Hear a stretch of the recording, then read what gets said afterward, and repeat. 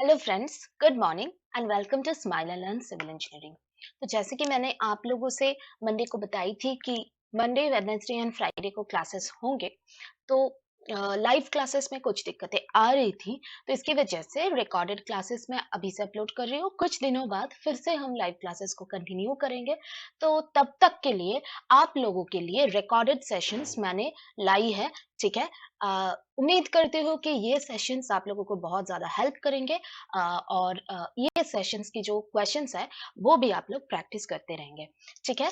तो आज क्लास 4 है जो कि प्रैक्टिस एमसीक्यू की है। बहुत ज़्यादा इंपॉर्टेंट है ये सारे एमसीक्यूज, और ये एमसीक्यूज किसी ना किसी प्रीवियस ईयर पेपर से ही लिया गया है। तो चलिए शुरू करेंगे पहले क्वेश्चन के साथ। Question number 1, which IAS code gives details regarding pH water to be used in concrete? ठीक है। तो ऐसे कौन सी आईएएस कोड है जो कि कंक्रीट की जो पीएच है, मतलब पानी जो कंक्रीट में यूज होता है उसका जो पीएच है उसका डिटेल्स प्रोवाइड करता है? तो इसका करेक्ट आंसर आप सबको पता है ऑलरेडी। तो इसका करेक्ट आंसर है आईएएस 456/2000। ठीक है। इसके अलावा कोई और नहीं। 383 जैसे कि आपको पता है कि एग्रीगेट के रिलेटेड कोड है। बाकी सारे जो कोड्स है वो सब आप लोग कमेंट करके नीचे कमेंट करके बताइए। 3012 किस चीज की कोड है, 565 किस चीज की कोड है। चीजों को समझना है, चीजों को ध्यान से पढ़ना है, और जो भी नए नए चीजें आ रही है उसको क्या करना है, उसको सर्च करके अपने कॉपी में नोट डाउन करना है। ठीक है। तो नई नई चीजें आते रहेंगे हमारे चैनल पे, सिर्फ आपको क्या करना है, जुड़े रहना है। ठीक है। चलिए क्वेश्चन नंबर 2 के और आगे बढ़ते हैं। According to IS 456/2000, side face reinforcement should be provided when depth of web of a beam exceeds. तो दोस्तों ये भी एक 456 की बहुत ही ज्यादा एक क्लॉज की बहुत ही ज्यादा इंपॉर्टेंट चीज है। साइड फेस रेनफोर्समेंट कब के प्रोवाइड करना है? जबकि आपका जो है डेप्थ ऑफ वेब ये 750 जो है मिलीमीटर से ज्यादा हो जाएगा, तब आपको साइड फेस रेनफोर्समेंट प्रोवाइड करना है। आप लोगों को क्या याद करना है कि कितना प्रोवाइड करना है, जो साइड फेस रेनफोर्समेंट है वो कितना प्रोवाइड करे। 750 mm वो तो हो गया आपका बीम का वेब का डेप्थ, लेकिन कितना साइड फेस रेनफोर्समेंट प्रोवाइड करे। ठीक है। आगे बढ़ेंगे क्वेश्चन नंबर 3 के और। द लोड कैरिंग ये एक्चुअली कैपेसिटी हो जाएगा यहाँ पे। ठीक है। Load carrying capacity of a column designed by LSN methods is 400 kilo newton. तब आपको बताना है कि कोलैप्स लोड क्या है दोस्तों। मैं बता आप पहले आंसर कीजिए। और दोस्तों जिसको भी हमारे पेड क्लास को ज्वाइन करना है, नीचे स्क्रॉल पे जो नंबर जा रहा है वहां पे जाके आप लोग ज्वाइन कर सकते हैं। और पेड क्लास दोनों तरह की होती है, एक ऑनलाइन होती है, एक ऑफलाइन होती है। तो बैचेस बंगाली में ही है, आप लोगों के लिए स्पेसिफिकली डिजाइंड है। तो जिसको भी पेड क्लास ज्वाइन करना है कर लीजिए, और हमारे टेलीग्राम ग्रुप जो है इस पे ज्वाइन करना ना भूले। ठीक है। तो यहाँ पे क्या हो रहा है दोस्तों कि बात हो रही है कोलैप्स लोड की। तो देखिए दोस्तों दोनों चीजों को हम लोग ध्यान से समझेंगे। पहले तो है आपका वर्किंग वाला लोड। तो वर्किंग वाला लोड क्या है? वर्किंग लोड दोस्तों क्या है कि जितना स्ट्रक्चर रेजिस्ट कर सकता है बिना फेलियर के। ठीक है। Load which structure can resist without failure. ठीक है। स्ट्रक्चर कैन रेजिस्ट, ये आपका विदाउट फेलियर हो जाएगा, जितना रेजिस्ट कर सकता है। ठीक है। फेलियर ना होके। और कोलैप्स दोस्तों क्या होता है, ये आपका, और ये जो है ना वर्किंग वाला, ये मैक्सिमम लोड है जो कि स्ट्रक्चर रेजिस्ट कर सकता है। लेकिन कोलैप्स लोड आपका क्या है? मिनिमम लोड, जिसमें फेलियर हो जाता है। ठीक है। फेलियर जिसमें हो जाता है मिनिमम लोड, वो हो जाता है आपका कोलैप्स लोड। तो यहाँ पे दोस्तों क्या करना है, कुछ भी नहीं, फैक्टर ऑफ सेफ्टी को लगाना है। तो 400 से हम लोग मल्टीप्लाई कर देंगे 1.5, क्योंकि स्ट्रक्चर आपका कंक्रीट है। तो ऑब्वियसली आपका जो कोलैप्स लोड है वो 400 इंटू 1.5, जिसका करेक्ट आंसर आपका हो जाएगा ऑप्शन सी 600 किलो न्यूटन। ठीक है। चलिए आगे बढ़ेंगे क्वेश्चन नंबर 4 की ओर। Case of bundled bars. दोस्तों आज 456 को बहुत अच्छी तरह से करेंगे, मतलब बहुत सारे क्वेश्चंस है इससे रिलेटेड। 456/2000 में दोस्तों बंडल बार्स जो होता है ना, कहा गया है कि बहुत सारे बार्स को एक साथ में बंडल किया जाता है। ठीक है। एक ही बार्स को जो है ना, बार्स को बंडल किया जाता है। तो किस तरह से बंडल किया जाता है, कितने बार्स को किया जाएगा, और जब भी हम बंडल बार्स करेंगे तो डेवलपमेंट लेंथ को कितना बढ़ाएंगे। ठीक है। तो ये आपका क्लियरली मेंशन्ड है क्लॉज नंबर 26.1.1 पे, कि जो बंडल बार्स है ना वो इंडिविजुअल बार्स, मतलब मान लीजिए कि इंडिविजुअल बार्स जो है, दोनों बार्स अगर कांटेक्ट पे रहेगा, सिर्फ और सिर्फ दोनों बार्स अगर कांटेक्ट पे रहेगा तो आपको 10% बढ़ाना है। जबकि आपका 3 बार्स रहेगा तो आपको 20%, और अगर 4 बार्स रहा दोस्तों तो ये आपका 33% तक बढ़ेगा। और कैसे टाई करना है, क्या नहीं करना है, ये आपका 26.1.1 नंबर क्लॉज पे दिया गया है। ठीक है, क्वेश्चन नंबर 5 की ओर बढ़ेंगे। कॉन्टैक्ट प्रेशर पीसी और टायर प्रेशर पी। तो रिजिडिटी फैक्टर दोस्तों क्या है, आपको पता है कि rigidity factor R is equal to जो है ना contact pressure divided by tyre pressure. ठीक है, तो यहाँ पे कॉन्टैक्ट प्रेशर पीसी है बाई पी, तो ऑप्शन बी हो जाएगा आपका करेक्ट आंसर। ठीक है, एक बहुत बढ़िया क्वेश्चन, क्योंकि हमने देखा है पीएससी में आपका जो है ना पोल्यूटेंट से लेके सेकेंडरी पोल्यूटेंट से एक क्वेश्चन आया हुआ था, तो हम इस क्वेश्चन को भी करेंगे और सेकेंडरी पोल्यूटेंट प्राइमरी पोल्यूटेंट को अच्छी तरह से पढ़ लेना है। तो प्राइमरी आप लोगों को दोस्तों पता है, सॉक्स नॉक्स जो भी है ये आप लोगों को ऑलरेडी पता है, लेकिन सेकेंडरी पोल्यूटेंट जो है पैन तो ईजी है। ठीक है, तो इसमें से कौन सी सेकेंडरी पोल्यूटेंट नहीं है दोस्तों, सेकेंडरी पोल्यूटेंट इसमें से नहीं है स्मॉग। ठीक है, तो स्मॉग जो है ना दोस्तों ये सेकेंडरी पोल्यूटेंट नहीं है। ठीक है, और सल्फर डाइऑक्साइड जो है सल्फर डाइऑक्साइड इसका काम क्या है दोस्तों, इसका काम जो है ना ये आपका जो है ये कंबाइन हो जाता है किससे, ये हाइड्रोकार्बन से कंबाइन होकर आपका बनता है क्या H2SO4 और आपका बनता है नाइट्रिक एसिड जो भी है, ये आपका रिस्पॉन्सिबल है एसिड रेन के लिए। ठीक है, या फिर क्लोराइड्स के हिसाब से भी HCl कभी कभी ये भी हो जाता है, तो ये एसिड रेन करता है, इसका ये बात है। ठीक है, लेकिन बाकी जो चीजें हैं ओजोन या फिर सल्फर डाइऑक्साइड पैन मान लीजिए, सब क्या है सेकेंडरी पोल्यूटेंट है, और जो सल्फर स्मॉग है वो सेकेंडरी पोल्यूटेंट नहीं है। ठीक है, चलिए most commonly used vertical lift get in modern days. तो दोस्तों जो वर्टिकल लिफ्ट गेट्स है वो जो यूज किया जाता है मॉडर्न डेज में वो क्या है, तो ये आपका फिक्स्ड व्हील गेट है। ठीक है, फिक्स्ड व्हील गेट एक है जो कि वर्टिकल लिफ्ट गेट है, जो कि आजकल के दिन में यूज किया जाता है। ठीक है, next question, the soil which exhibit cohesion but the angle of sharing resistance is zero. तो ये बहुत ही आसान सी क्वेश्चन है, क्योंकि जब भी आपका शेयरिंग रेजिस्टेंस जो है ना फाई फाई हम जो कहते हैं फ्रिक्शन एंगल, वो जीरो किस चीज के लिए हो जाता है, प्योरली जबकि आपका कोहेसिव सॉइल हो जाता है। ठीक है, प्योरली जब कोहेसिव सॉइल हो जाता है तो उसमें फाई वैल्यू जो है ये जीरो हो जाता है। कोहेसिव सॉइल में भी कुछ तरह की फाई वैल्यू रह सकता है। कोहेशन फ्रिक्शनल सॉइल के लिए आपका जो है ना, इसमें कोहेशन लेस सॉइल में सी वैल्यू आपका जीरो हो जाता है, और कोहेशन फ्रिक्शनल सॉइल आपका कहता है क्या, सी फाई सॉइल है ना। तो ये आपको याद रखना है। ठीक है, क्योंकि इसके हिसाब से आपका जो है बेयरिंग कैपेसिटी में और भी बहुत सारी चीजों में इसको इम्पोर्टेंस अटैच किया जाता है। ठीक है, नेक्स्ट क्वेश्चन की ओर बढ़ेंगे। For a structural element in steel structure, which of the following is a limit state of strength? तो इनमें से कौन सी स्ट्रेंथ की रिलेटेड है, लिमिट स्टेट ऑफ स्ट्रेंथ से रिलेटेड है। तो दोस्तों हम लोग देख लेंगे कि लिमिट स्टेट ऑफ स्ट्रेंथ आपका क्या क्या है, फटीग है, फ्रैक्चर है, ठीक है, इक्विलिब्रियम ऑफ द स्ट्रक्चर के लिए है, और स्टेबिलिटी ऑफ द स्ट्रक्चर, ये सब आपका स्ट्रेंथ पे हो जाता है। Clause number 5.2.2 as per IS 800 आपका दिया गया है। सर्विसिबिलिटी में आपका है fatigue, crack due to fatigue, जो भी फ्रैक्चर होगा वो सब स्ट्रेंथ पे आएगा, लेकिन जो भी मतलब स्ट्रक्चर को डैमेज करता है, मान लीजिए कि कोई क्रैक आ रहा है, कोई डिफॉर्मेशन डिफ्लेक्शन आ रहा है, कोई वाइब्रेशन आ रहा है, फायर, बहुत सारी बार ये क्वेश्चंस पूछा जाता है। एसएससी जेई में भी हम लोगों ने देखा है कि करोशन फायर इस तरह की चीजों से क्वेश्चंस आते हैं।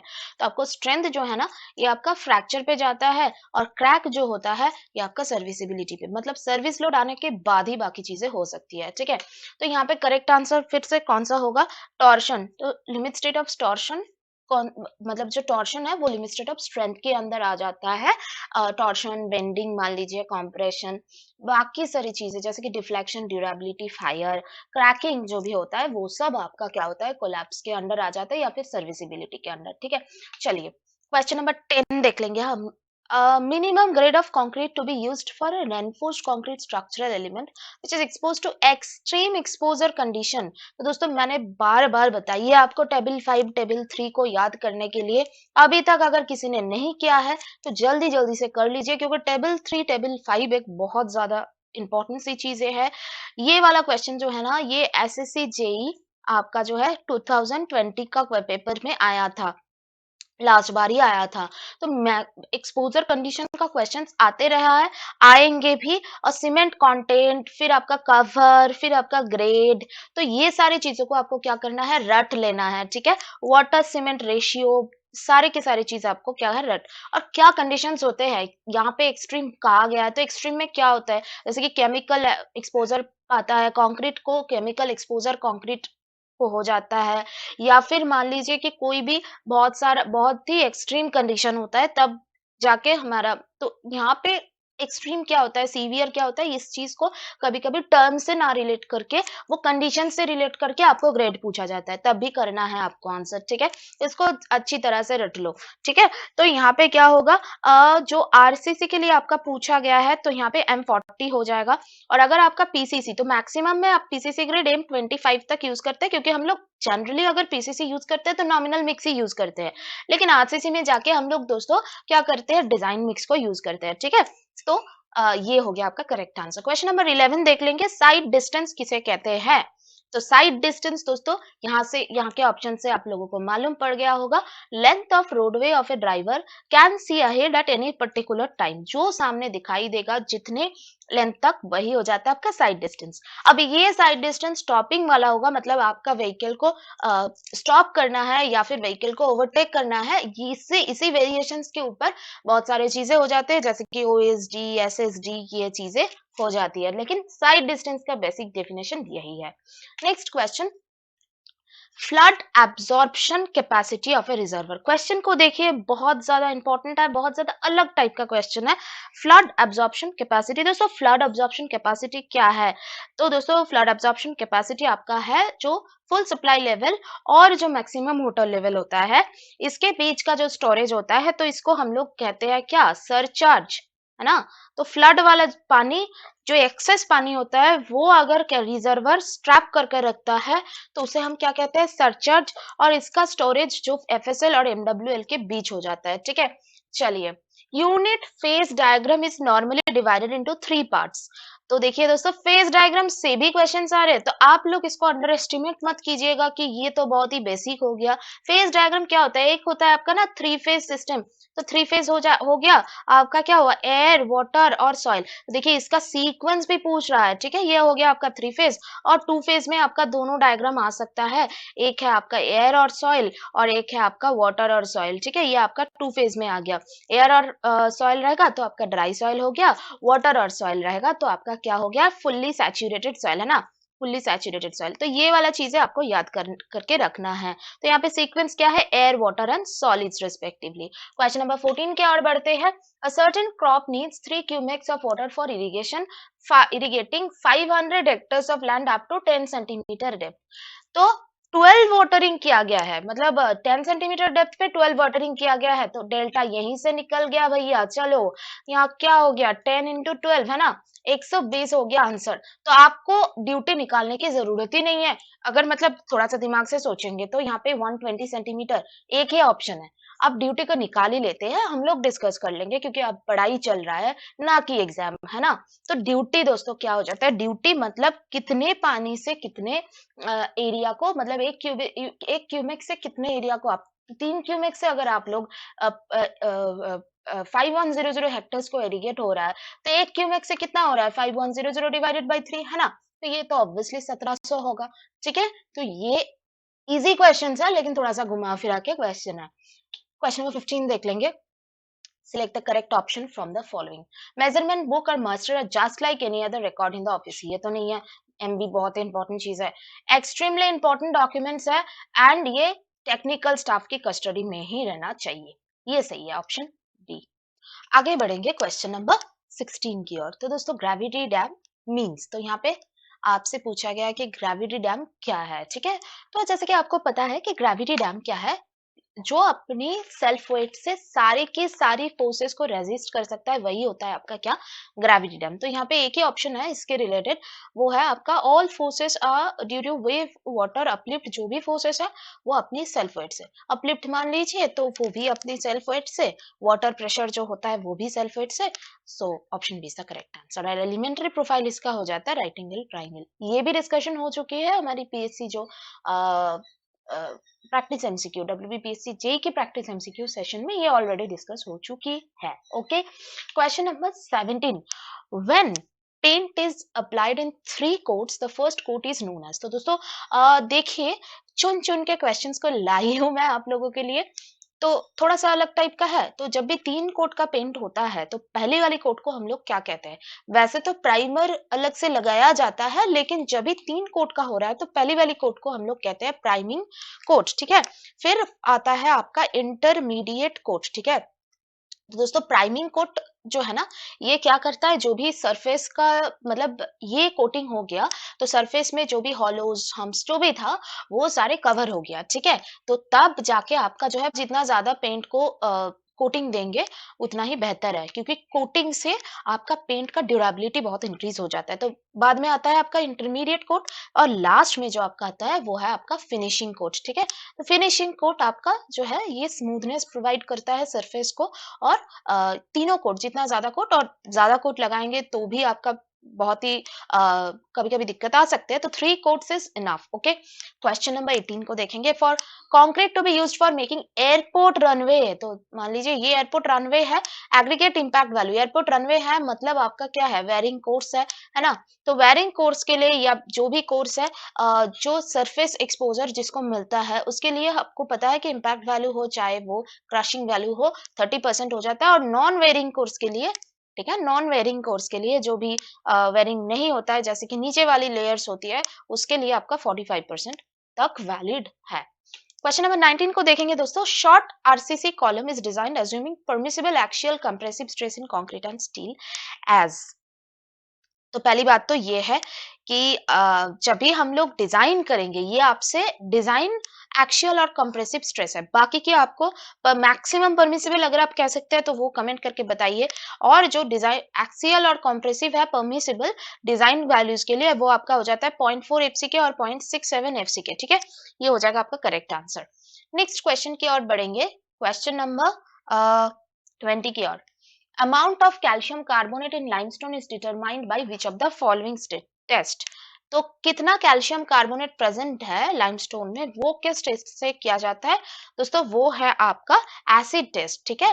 बाकी बॉल टेस्ट क्या है, ये हमने एक ही दिन हमने हमारे एक सेशन पे डिस्कस ऑलरेडी किए हुए हैं, तो उसको जाके आप लोग देख लीजिएगा। क्वेश्चन नंबर 21 देख लेंगे। In case of one way continuous slab maximum bending moment will be at. तो एक वन वे है मतलब L Y by L X जो है इसका वैल्यू ग्रेटर देन 2 है, तो इसके लिए मैक्सिमम बेंडिंग मोमेंट कहाँ पे होगा दोस्तों? At support next to end support. End support से पहली वाली जो सपोर्ट होता है उसी सपोर्ट पे आपका जो है मैक्सिमम बेंडिंग मोमेंट हो जाएगा, ठीक है। चलिए आगे बढ़ेंगे। Which of the following statements is true और are true? Contour lines cross valley lines at 90 degree. हाँ, ये तो बिल्कुल सही है, वैली लाइंस को 90 डिग्री पे ही कट करता है, रीज लाइन को 90 डिग्री पे ही कट करता है। Contour lines are widely spaced where ground at steep slope, नहीं ये गलत है। तो 1 और 2 सही है, statements 1 and 2 are true, option D सही हो जाएगा। दोस्तों स्टीप स्लोप में क्या होता है कि क्लोजली स्पेस्ड होता है, और जबकि आपका वाइडली स्पेस्ड होगा तो मतलब है आपका स्लोप जो है ये क्या होगा, यूनिफॉर्म स्लोप, है ना। तो ये स्लोप जो है ये यूनिफॉर्म स्लोप। क्वेश्चन नंबर 23 को देखेंगे। 24 lakh liters of water passes through a sedimentation tank which has a flow rate of flow 300 cubic meter per day। Environmental engineering हमारी पेड क्लासेस में चल रही है, जिसको भी इंटरेस्ट है आप लोग ज्वाइन कर लीजिए, क्योंकि जितना डिले करेंगे उतना ही आप क्लासेस को मिस करेंगे और उतना ही दूर जाते रहेंगे। और खुद से पढ़ाई करके अगर आपका हो जाता है तो खुद से पढ़ाई करके ही कीजिए, ठीक है। डिटेंशन टाइम आपको निकालना है तो क्यूबिक मीटर है पर डे में है, इसी से निकल जाता आपका 24 lakhs लीटर, मतलब 24 lakhs डिवाइडेड बाई आपका कितना हो जाएगा यहाँ पे 24 lakhs डिवाइडेड बाई 1000, ये हो गया आपका मीटर में। इसको हम लोग 300 क्यूबिक मीटर से डिवाइड करेंगे तो आपका डेज में आ जाएगा। आंसर कितना आ रहा है दोस्तों? ये आ जाएगा आपका ऑब्वियसली 8 डेज, ऑप्शन बी हो जाएगा करेक्ट आंसर, ठीक है। क्वेश्चन नंबर 24 को देख लेंगे। In an open channel flow for best efficiency of a rectangular channel section ratio bottom width to depth. आपसे पूछा जा सकता है कि बेस्ट एफिशिएंसी के लिए और मोस्ट इकोनॉमिकल जो रेक्टेंगुलर सेक्शन है उसका कंडीशंस क्या है, लेकिन नहीं, बॉटम विड्थ और डेप्थ आपको करना है, बॉटम विड्थ और डेप्थ आपको कहना है। कैसे करेंगे दोस्तों? एरिया पहले हम लोग देख ले हैं। एरिया है आपका क्या, विड्थ इनटू डेप्थ, है ना। और वेटेड पेरीमीटर आपका क्या है, बी प्लस टू वाई। तो यहाँ से अगर हम बी को पकड़ते हैं ए बाई वाई हो जाता है, तो यहाँ पे पुट कर दीजिए ना ए बाई वाई को, a by y plus two y. अब दोस्तों क्योंकि बेस्ट एफिशिएंसी निकालना है तो पेरीमीटर होना चाहिए क्या, वेटेड पेरीमीटर इज, जिसका वेटेड पेरीमीटर मैक्सिमम है ना, तो ये मैक्सिमम कंडीशन के लिए आपको DP by D Y equal to zero करना है, मतलब a by y plus two y को करना है जीरो। तो यहाँ पे आ गया माइनस ए बाई कितना आएगा minus a by y square is plus two y is equal to, मतलब plus two is equal to zero. तो ए आ गया कितना, ए आ गया आपका टू वाई स्क्वायर है ना, टू वाई स्क्वायर। तो यहाँ पे ए क्या है अब बी वाई, तो b y equal to two y square, so b equal to कितना आ गया y by two y by two y, मतलब b equal to two y. तो बॉटम विथ द डेप्थ का रेशियो बी बाई वाई का ratio आएगा two, option D हो जाएगा आपका करेक्ट आंसर। ठीक है, आज के सेशन के last question, which of the following is a method used in field to determine the permeability of soil. तो दोस्तों फील्ड के लिए परमिएबिलिटी डिटरमाइन करने की मेथड है आपका pumping out of well method. ठीक है, बाकी फॉलिंग हेड, कांस्टेंट हेड दोस्तों हम लोग कर लेते हैं, लैब टेस्ट है ना, सभी के सभी ओडोमीटर भी लैब टेस्ट है, लेकिन फील्ड टेस्ट जो है ये आपका pumping in pumping out test हो गया। ठीक है दोस्तों, तो हमने 25 क्वेश्चन आज भी कर लिए हैं और फिर से आप लोगों के साथ मिलते हैं फ्राइडे को। तब तक के लिए प्रैक्टिस करते रहिए, पढ़ाई जोर से करते रहिए, क्योंकि आगे में वैकेंसीज आएंगे और आगे में एग्जाम्स भी होंगे। और जिसको भी पेड क्लास ज्वाइन करना है, नीचे स्क्रॉल पे नंबर जा रही है, वहां से कॉल करके आप लोग ज्वाइन कर सकते हैं। ठीक है, ऑनलाइन या फिर ऑफलाइन जो आपको पसंद है। और टेलीग्राम ग्रुप को ज्वाइन करना बिल्कुल ही ना भूलिए। ठीक है, क्योंकि वहां पे क्विजेस पूरे दिन होती रहती है, तो वहां पे ज्वाइन करना बिल्कुल ही ना भूलिए। Thank you for watching this session.